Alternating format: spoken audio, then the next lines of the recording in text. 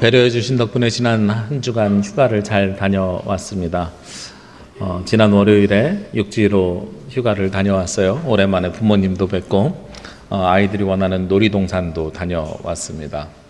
아침에 월요일 날 일찍 출발했습니다. 8시 비행기를 타기 위해서 7시 전에 집에서 나가가지고 일찍부터 서둘러서 다녀왔습니다. 아침에 공항을 가는데요. 이것저것 이제 식구들이 많으니까 가방도 챙기고 이런저런 것들을 챙깁니다. 얼마 전에 수련회 오가면서 한 학생 주임을 하는 선생님에게 배운 것 중에 하나가, 다른 건 다 놓고 가도 되는데 그분이 하는 이야기가 맨 마지막에 차 타면서 꼭 하시는 게, 주머니에 지갑이 있는지 찾아봐, 그리고 핸드폰이 있는지 찾아봐, 충전기 있는지 찾아봐. 요 세 가지를 꼭 말씀하시더라고요. 요 세 가지가 어떤 특징을 가지고 있냐면 맨 마지막까지 꽂아놓고 있는 거예요. 그래서 수련회 끝날 때 지갑이 있어야 되고, 그리고 충전 마지막까지, 요즘 아이들 스마트폰 들고 다니니까요, 마지막까지 충전하느라고 충전기 끝까지 꽂아놨다가 아차 하고 그냥 차 타는 경우들이 있어요. 그래서 충전기 찾아봐, 스마트폰 찾아봐, 이렇게 이야기를 합니다. 그때 배운 것이 있어서 저도 차 타고 가면서 아침에 아이들과 놀이동산을 가야 되니까 아이들 GPS가 들어가 있는 이렇게 스마트워치를 사줬거든요. 아이들에게 스마트워치 챙겼니? 충전기는 아빠가 챙겼는데, 그랬더니 아침에 7시니까 다들 자다가 비몽사몽간에 아니요, 그냥 놓고 왔는데요, 이러면서 가는 거예요. 그래가지고선 다 놓고 와가지고 결국은요, 휴가 기간 내내 충전기만 들고 다녔어요. 전화기 없이. 그러니까 아빠 입장으로서는 어떤 생각이 드냐면, 아이들에게 연락하거나 잊어버리면 안 되는 거잖아요. 제주도도 아니고 육지에서 잊어버리면 안 되니까 많은 신경을 쓰면서 어디가 있나 계속 신경 쓰면서 휴가를 보냈습니다. 아침에 차 타고 가면서 충전기는 있고 뭐 있으면 더 좋은 거고 없어도 상관없는 스마트워치니까요.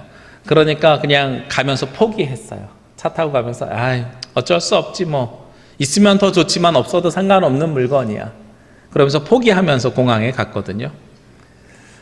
시간이 급하기도 했지만 많이 중요한 것도 아니고 필수적인 것이 아니니까 포기를 했는데, 그런 생각을 해봤습니다. 공항에 딱 도착하니까요, 써있는 간판에 2017년 7월 1일부터는 신분증 미소지자는 탑승이 불가합니다.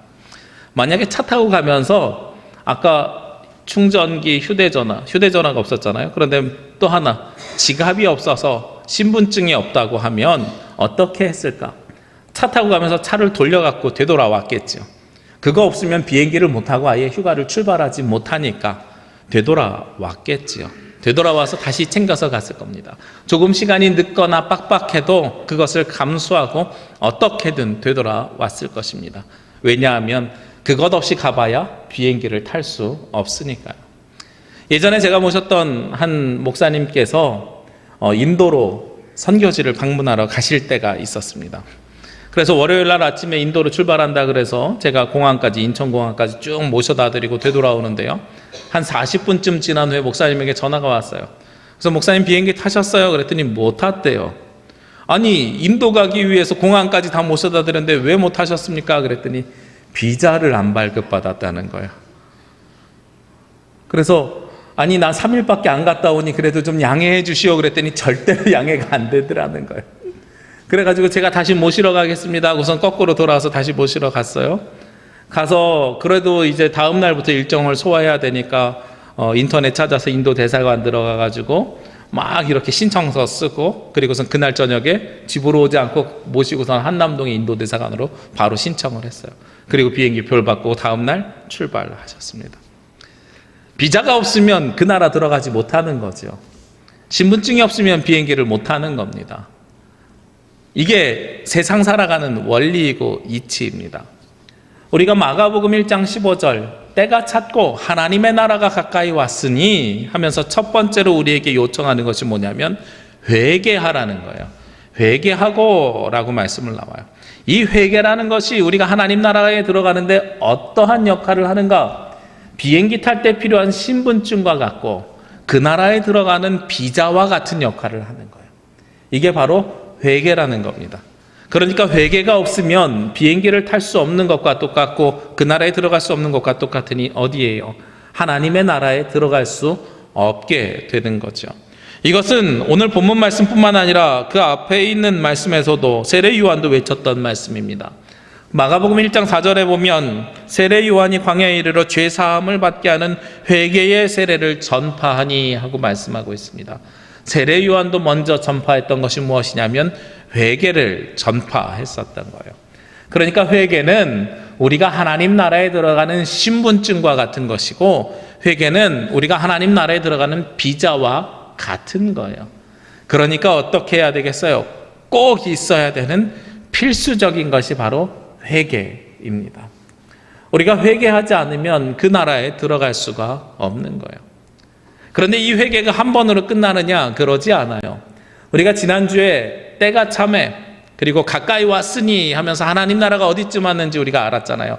이미 예수님을 만나는 순간 왔고 우리가 하나님의 부르심을 받는 그 순간에 완성된다는 말씀을 나눴죠. 우리가 이 도표 기억이 나실 거예요. 하나님 나라가 이미 주의 날이 예수 그리스도의 십자가의 죽음과 부활이 임했을 때 오는 것. 회개도 마찬가지입니다. 우리가 예수님을 만나는 그 순간에 시작되는 것이 회개입니다. 그리고 이 회개는 언제 완성되느냐? 예수님이 재림하시는 그때에, 그리고 우리가 하나님의 부름을 받는 그때까지 끊임없이 해야 되는 것이 바로 이 회개라는 거예요. 그래서 제가 이렇게 표현드렸어요. 하나님 나라를 already not yet, 이미, 그러나 아직, 이것은 이미 예수 그리스도와 함께 왔고 그러나 아직 완성되지 않았다. 같은 개념으로 우리가 회개를 이해할 수 있습니다. 이미 예수 그리스도를 영접하는 그 순간에 우리는 회개가 전제되어져 있어야 됩니다. 그리고 우리의 그 죄사함의 고백은 언제 끝이 나는가? 예수님으로부터 부름받는 그날, 예수님이 재림하는 그날까지 우리는 끊임없이 해나가야 되는 것이 바로 회개의 내용입니다. 그래서 우리가 살아가고 있는 순간이 어디예요? 저 빨간 블럭 안에 있는 예수님을 영접하고 부름받는 그 순간, 재림하는 그 순간의 삶을 우리가 살고 있잖아요. 이미 임한 하나님 나라, 그리고 앞으로 완성될 그 하나님 나라에서 우리는 지금 살아가고 있는데, 회개도 마찬가지인 거지요. 이미 우리 인생 가운데 전제하면서 신앙생활이 시작되어야 되고, 그러나 아직 그 회개는 끝이 나지 않고 지금도 계속 해나가야 되는 것이 바로 회개라는 것입니다. 저는 여러분들에게 회개에 대해서 여러 번 설교를 했습니다. 말씀을 전했습니다. 그러면서 가장 중요한 회개의 개념을 무엇이라고 말씀드렸냐면 방향을 바꾸는 것이라고 말씀드렸어요. 이전에 내가 살아가던 삶은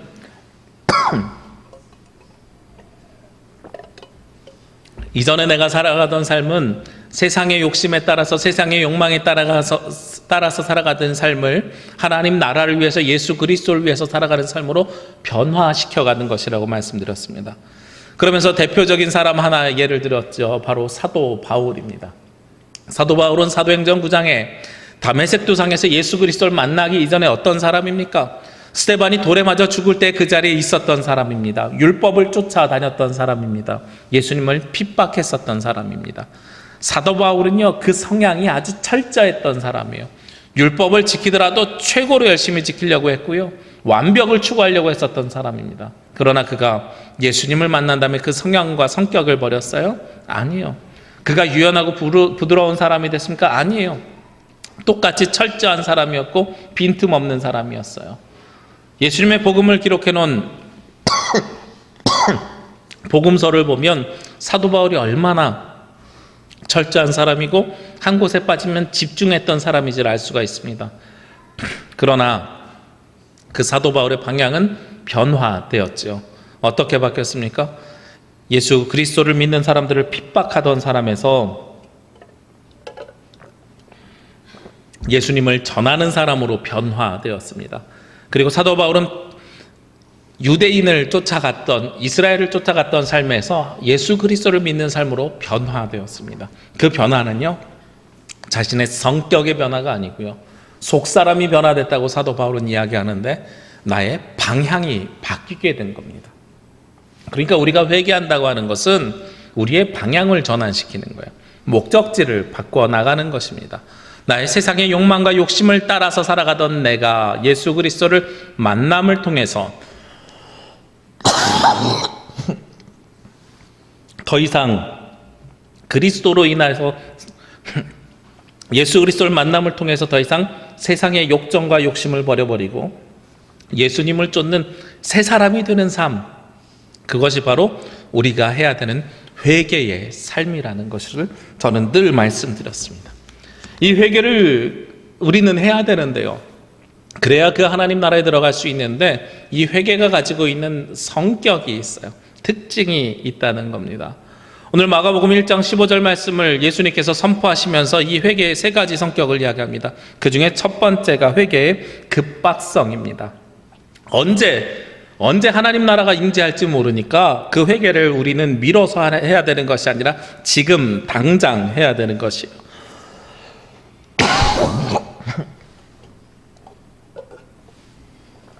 죄송합니다. 네. 지난 월요일 날 휴가 가면서 가장 먼저 간 것이 아이들이 원하는 놀이동산에 갔어요. 원래는 에버랜드를 가려고 했는데 비가 와갖고 롯데월드를 갔거든요. 빨간 날들 사이니까, 주일과 화요일에 광복절 사이니까 사람이 엄청 많았어요. 거기다 비가 오니까요 더 많았어요. 들어갔더니 모든 놀이 탑승물이 1시간 이상 기다리는 거예요. 그래가지고 아이들이랑 첫 번째 타는 데 갔더니 타본 적이 없잖아요. 한 40분 기다리니까 아이들이 지루해하면서 아빠 다른 데로 가요, 줄 짧은 데로 가요.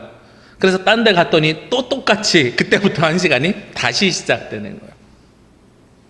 그래서 1시간을 기다렸어요.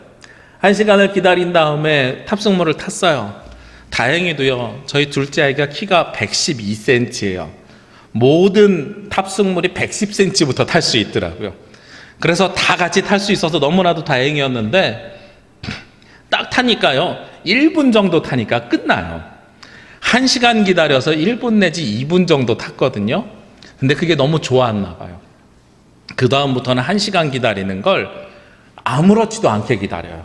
처음엔 그렇게 지루해서 베베꼬던 것들이 나중에는요 그냥 기다리는 거예요. 그렇게 좋은 것, 짧은 순간이지만 그것을 위해서 1시간 기다리는 걸 아무렇지도 않게 여기는 것을 보면서 깜짝 놀랐어요.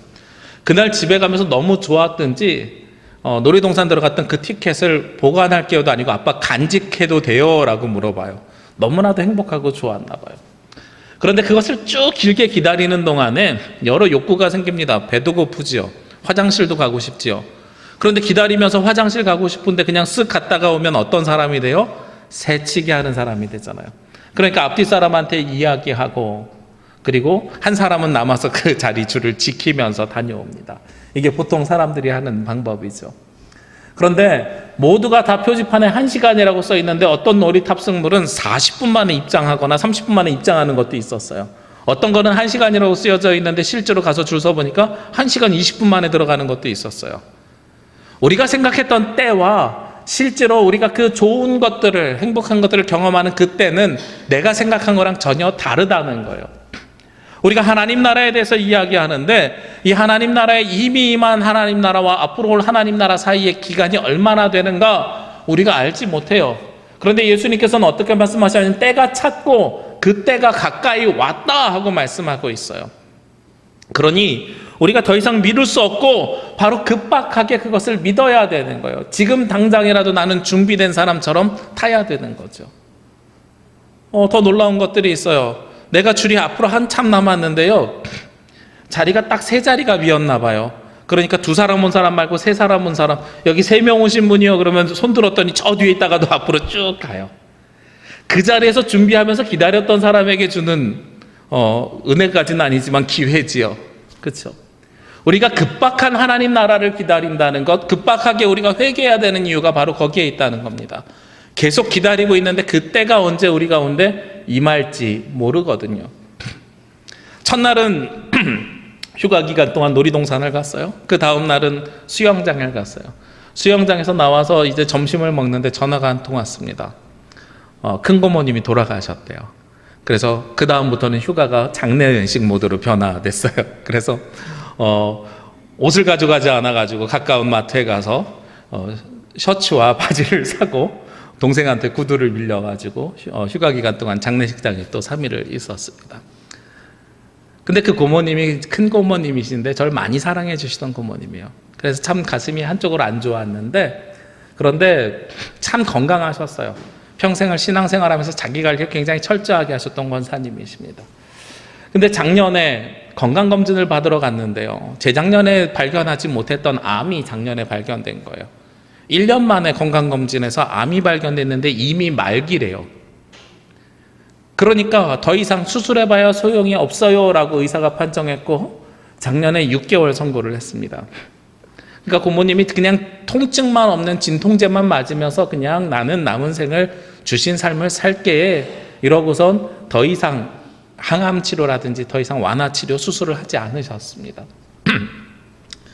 그런데 6개월 사신다는 분이 이제 1년 6개월 만에 지난 주간에 돌아가셨는데 하나님의 부름을 받으셨는데 근데 언제 돌아가실지 우리가 아무도 모르는 거예요. 그렇죠? 그때가 언제 임하는지는 우리가 알 수가 없어요. 저도 그때를 알고 있었고 미리 예상하고 예측했더라면 장례식장에 옷을 미리 챙겨가지고 올라갔었겠지요. 그 자리에서 바로 구매하진 않았을 거란 말입니다. 다시 제주도 왔다 가던 것보다 그 자리에서 옷을 사는 게 비용이 쌀 것 같아서 샀어요. 이게 무엇을 이야기하냐면 바로 우리가 회개해야 되는 급박성이라는 거예요. 당장 하나님 나라 들어가야 되는 기회가 시간이 우리에게 도래했어요. 그런데 내가 그 회개를 이미 하지 않았어요. 그러면 신분증이 없어서 비자가 없어서 비행기를 못 타는 사람과 동일하게 그 앞에서 거절될 수 있다는 겁니다. 오늘 예수님께서 하나님 나라가 가까이 왔으니 회개하라는 선포를 하신 다음에 가장 먼저 첫 번째로 하셨던 사역이 뭐냐면 제자들을 부르시는 거였습니다.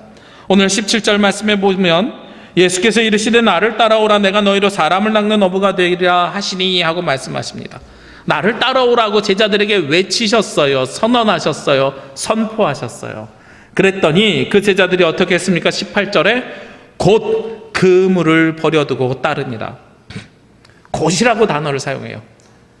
회개가 급박하게 임하게 되는 거예요. 하나님의 말씀을 듣고 예수 그리스도를 만남과 동시에 그 말씀을 받아들인 사람은 곧 변화가 일어나게 되는 겁니다. 우리가 회개하는 것도 동일합니다. 하나님 앞에 나오라고 회개하라고 말씀하셨을 때 하나님 나라가 가까이 왔으니 회개하라고 말씀하셨을 때 우리는 언제 해야 돼요? 곧 급박하게 언제 우리를 부르실지 모르고 언제 우리를 하나님 나라로 인도하실지 모르니 우리는 그 신분증이 되는 비자가 되는 회개를 곧 바로 급박하게 해야 된다는 거죠. 그리고 나서 회개의 두 번째 특징이 있어요. 무엇이냐면 결단성입니다. 첫 번째는요, 회개는 급박하게 해야 되는 것이면 두 번째 성향은요, 결단해야 됩니다. 내가 하나님 나라 이 음성을 듣고요, 거기서 결단하지 않으면 그 나라를 들어가지 못합니다. 결단한다는 것은 무엇을 동반하냐면 행동의 변화를 동반하는 거예요. 오늘 예수님의 부름을 받은 사람들이 뒤에 또 나옵니다. 19절 말씀에 보면 조금 더 가시다가 세베대의 아들 야고보와 그 형제 요한을 보시니 그들도 배에 있어 그물을 깁는데 두 사람을 부르시지요. 야고보와 요한을 부르십니다. 그래서 예수님께서 20절에 보니까 곧 부르시니 그 아버지 세베대를 품꾼들과 함께 배에 버려두고 예수를 따라가니라. 야고보와 요한을 부르시니까요, 야고보와 요한이 어떻게 했어요? 아버지와 품꾼들을 놓고 그리고 배에다 두고 버려두고 예수님을 따라갔다 그랬어요. 결단했어요. 행동의 변화가 일어나게 되었습니다. 이 말씀을 뒤집어서 보면은요, 예수님의 음성을 야고보와 요한만 들었을까요? 부르시는 소리를 야고보와 요한만 들었을까요? 그 자리에 누가 또 있었던 것을 알 수 있습니까? 오늘 말씀해 보니까 그 아버지와 품꾼들이 그 자리에 있었지요. 예수님의 음성을 모두 같이 들었습니다. 예수님의 부르심을 같이 들었습니다. 그런데 결단하는 사람은 모든 것을 버려두고 떠났고요, 결단하지 못한 사람은 그 음성을 들었지만 급박성을 몰라서 그랬는지는 몰라도 행동에 삶의 변화가 일어나지 않게 됐어요. 복음서에 보면 한 부자 청년이 예수님에게 다가와서 여쭙니다. 선생이요, 어떻게 하여야 내가 영생을 얻으리까? 예수님께서 거기에서 말씀하시잖아요. 계명을 지켜라. 저는 계명을 잘 지킵니다. 계명이 뭐냐? 나의 마음과 뜻과 힘을 다해 주 너희 하나님을 사랑하라. 내 이웃을 내 몸과 같이 사랑하라입니다. 그래, 그러면서 하시는 말씀이 뭐예요? 선한 사마리아인의 비유를 드시잖아요. 그리고 누가 너희의 이웃이냐? 내가 이 이웃이 될 수 있느냐? 이런 말씀을 하십니다. 또 다른 비유에서는 부자 청년들에게 무엇을 버리고 따르라 그러세요? 내가 가지고 있는 모든 재물을 버리고 따르라. 그랬더니 그 청년이 어떻게 가요? 둘 다 근심하며 고민하면서 가잖아요. 예수님의 음성을 들었어요. 어떻게 해야 되는지 알았어요. 지식으로 깨달았어요. 그러나 무엇을 하지 못해요? 결단하지 못하고 내 삶에 변화를 일으켜내지 못합니다.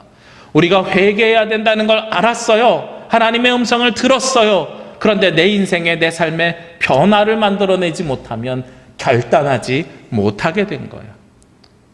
그 삶의 변화가 일어나지 못하면 우리는 그 나라에 결단코 들어갈 수가 없습니다. 아까 제가 차를 타고 가면서 충전기 물어봤었잖아요. 스마트폰 물어봤었잖아요. 신분증이 없으면은요, 거기서 그거 무시하고 공항 가면 어떻게 돼요? 에이, 한번 타는 건데. 예전에는 가능했었나 봐요. 그런데 분명히 요즘은 써 있어요. 2017년 7월 1일부터 신분증 미소지자는 탑승이 불가합니다.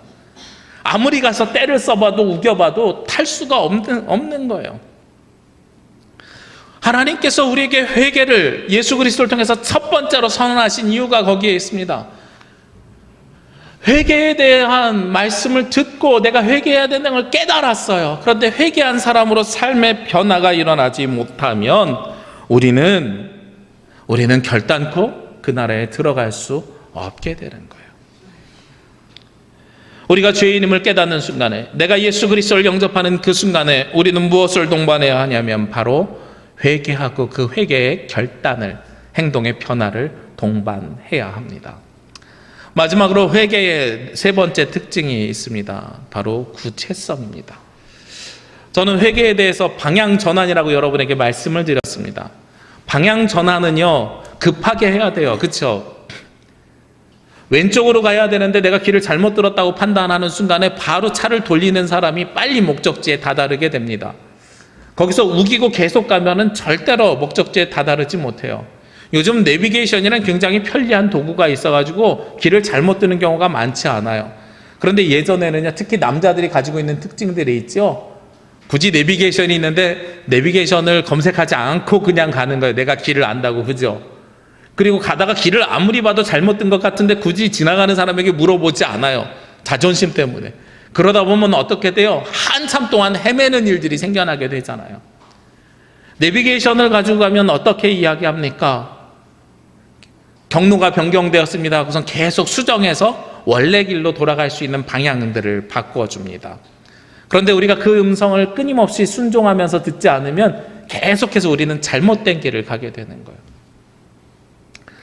장례식이 다 끝나고 산소에 다녀오는 길에요, 아버지랑 같이 차를 타고 오면서 새로 난 길을 한번 가보자 이러고선 저 길이 더 빠를 거야 라는 확신을 가지고 그 길에 올라탔어요. 근데 올라타기 전에 내비게이션으로 목적지를 찍었거든요. 그랬더니 내비게이션에서 안내하는 길대로 가면 몇 시에 도착하냐면 1시 10분에 도착하는 거예요. 그런데 아버지하고 저는 저 새로 난 고속도로가 훨씬 더 빠를 거야 그러면서 반대로 방향을 돌렸어요. 돌리는 순간에요, 내비게이션의 도착 시간이 1시 30분으로 바뀌게 되는 거예요. 그나마도요, 돌아서라도 목적지 가면 그것은 다행이지요. 목적지를 잘못 찍고 있는 사람은요, 아무리 가도, 아무리 안내하는 음성에 귀를 기울이면서 가도 내가 온전한 목적지에 도달하지 못합니다. 그나마도요, 내비게이션이 있으면 되돌아도 가지요. 우리가 영생을 얻어야 된다, 하나님 나라 가야 된다는 걸 아니까 우리의 내비게이션이 뭐예요? 이 시간 여러분들이 듣는 이 말씀이고, 그리고 하나님께서 주신 성경이 우리의 내비게이션이 돼서 우리를 인도하시는 거거든요. 그런데 목적지가 잘못됐어요. 이단이에요, 혹은 다른 종교예요, 잘못된 것이에요. 그러면 아무리 그 길을 가도 우리가 원하는 목적지 하나님 나라에 도착할 수 있는가? 없다는 거죠. 그러니까 우리는 무엇을 해야 되냐면 아주 구체적으로 변화가 일어나는 것 동시에요, 내가 그 삶을 어떻게 가야 되는지를 구체적으로 깨닫고 찾아내야 됩니다. 그 삶에 구체적인 변화가 일어나지 않으면 내 인생이, 내 삶이 절대로 변화될 수 없고 회개가 우리 가운데 임재할 수가 없어요. 저는 여러분들에게 주일날 드린 이 예배를 되게 중요하게 항상 요청합니다. 그러나 우리가 드리는 새벽 예배라든지 수요 예배라든지 뭐 이런 것들을 굳이 강조하진 않아요. 여러분들이 있는 자리에서 열심히 기도하고 여러분들이 있는 삶의 자리에서 열심히 하나님을 만나기를 요청합니다. 그런데 이런 일에도 무엇이 필요하냐면 구체적인 나의 결단과 변화가 필요합니다. 가끔 청년들이 저에게 찾아와서 이야기를 해요. 목사님, 취직이 안 돼요. 예전에 만났던 사역했던 교회 청년들도 제주도 오면은요 하는 이야기가 그래요. 목사님, 취직이 안 돼요. 어려운가 봐요, 취직이 정말로. 그러면서 그 친구가, 목사님, 제가 내일부터 40일 금식 기도하려고 하는데요, 기도 좀 같이 해주세요. 그러면 그 청년들의 결단이 너무나도 고귀하고 소중하니까, 그래, 내가 열심히 기도해 줄게, 이렇게 대답해야 보통 목회자잖아요. 근데 저는 절대로 그렇게 하지 말라 그래. 야, 왜 40일이나 금식하니? 그랬더니 딱 면접이요, 40일 남았는데요, 제가 그때까지 시험이 40일 남았는데 그때까지 열심히 기도하면서 금식하면서 준비해 보려고요. 절대로 하지 마. 40일 금식하면 음식에 에너지가 없어서 뇌가 안 돌아서 너 시험 잘 못 쳐. 피골이 상접해가지고 쾌한 모습으로 면접관 앞에 가면 면접관이 너 이상하게 볼 수도 있어. 뭐 한 끼 금식한다, 아니면 내가 뭐를 절제하고 금욕한다, 이건 굉장히 좋은 일인데 그렇게 무리하게 결단하지 마라고 저는 항상 이야기를 해요. 새벽 예배, 내일부터 새벽 예배 열심히 드리려고요. 그러면 제가 꼭 물어보는 게 있어요. 새벽 예배를 드리기 위해서 그럼 넌 뭘 포기할 거니? 새벽 예배 드리려면 아침에 일찍 일어나야 되잖아요. 그럼 뭘 포기해야 돼요? 저녁을 포기해야 돼요. 저녁에 친구들이랑 노는 거, 게임하는 거, 스마트폰 하는 거, 이런 것들을 포기해야 돼요. 이게 바로 구체성이라는 거예요. 내가 회개하면서 하나님 앞에 나아가겠습니다 라고 이야기하면 동시에 나는 세상에서 내가 무엇을 포기할 거냐라는 것을 결단하는 것이 바로 구체성이라는 겁니다. 우리가 하나님 나라 들어가기 위해서는 포기해야 되는 것이 있습니다. 구체적으로 내 삶에서 깎아내야 되는 것들이 있습니다.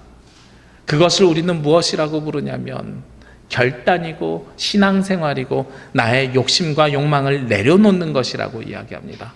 그러한 구체적인 나의 영적인 결단이 없으면 내 삶은 변화되지 못해요. 그리고 하나님 나라에 들어가지 못합니다. 일시적으로는 할 수 있어요. 몇 주 할 수 있고요, 몇 번 행할 수 있습니다. 그러나 그 나라에 들어가는 건 어떻게 돼야 돼요? 영속적이어야 돼요. 그래야 그것이 완성됩니다. 이례적인 사건을 통하여서 완성되는 것이 아니라 하나님의 부름을 받는 그 순간까지 쭉 진행되어야, 그래야 우리가 그것을 이루어낼 수 있습니다. 그래서 하나님 나라는요, 그래서 회개는요, 이미 임했고 이미 우리가 해야 되는 것이며 동시에 아직 완성되지 않은 것이라는 거예요. 그래서 우리는 그 완성을 위해서 끊임없이 나아가야 됩니다. 오늘 본문에 보면 예수님의 제자들은요, 아주 구체적인 변화를 이루어 갑니다. 단지 자신들이 하고 있던 그 모든 것들을 내려놓고 가는 데서 끝나는 것이 아니라 그때부터는 예수님을 따르기 시작합니다. 무엇을 내려놓습니까? 내가 어부하던 일, 나의 생계를 위해서 하던 일들을 버려놓고 주님을 위한 일로 삶을 변화시키고 바꾸어 갑니다. 그것은 결단에서 끝난 것이 아니라 구체적으로 내가 버려야 할 것과 내가 취해야 될 것들을 구별해 나가면서 예수님을 쫓아가기 때문에 가능한 일들입니다. 우리가 하나님 나라 때가 찼습니다. 가까이 왔습니다. 이미 임했고 앞으로 우리 가운데 임재할 것입니다. 그 하나님 나라를 위해서 우리는 무엇을 해야 됩니까? 끊임없이 예수님께서 세례 요한이 외쳤던 것처럼 회개로부터 시작이 됩니다. 회개해야 그 하나님 나라가 시작이 됩니다. 언제 하시겠습니까? 급박합니다. 언제 우리를 부르실지 모릅니다. 그리고 그것을 주저하지 마시고 결단해서 행하십시오. 그리고 결단하면서 행할 때에는 아주 구체적으로 내 인생에, 내 삶에 변화를 가져오십시오. 그래야 우리 가운데 그 회개가 온전해지며 그 회개로 말미암아 그 하나님 나라에 들어갈 수 있게 될 줄로 믿습니다. 급박한 회개, 결단하는 회개, 구체적인 회개, 이것을 통해서 하나님 나라가 여러분 가운데 함께하길 원하고, 그리고 앞으로 올 그 나라에서 우리가 영생을 누리시기를 주의 이름으로 기도합니다. 기도드리겠습니다.